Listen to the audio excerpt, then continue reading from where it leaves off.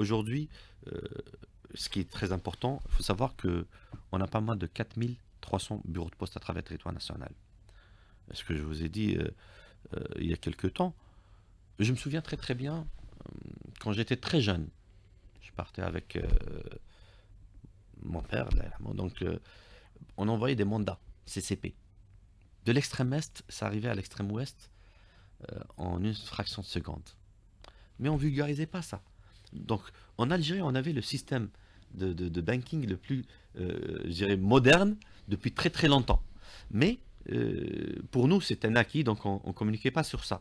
Alors que, certes, il y a des technologies nouvelles maintenant qui sont là, mais je défie quiconque, hein.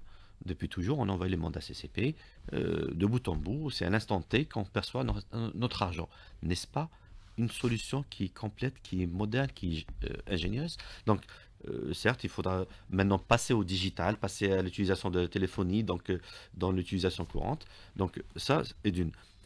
De deux, dans la monétique, Mobile Finance Services, on doit se mettre au diapason. On y travaille. Donc, il y a, par exemple, l'application Balidimo que tout le monde utilise, donc, et qui représente, on va dire, 90% des transactions qui se font sur la scène financière digitale aussi dans le pays.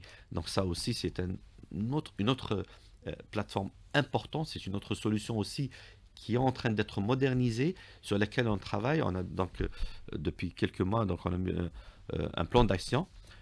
D'ailleurs, il y a eu même, je dirais, j'ouvrirai une parenthèse, lors des mises à jour des solutions, parfois, euh, c'est un software qui est lourd, qui a des millions d'utilisateurs. C'est normal qu'il y a, je dirais pas des bugs, mais des latences, quand on met des mises à jour, des latences de traitement de données.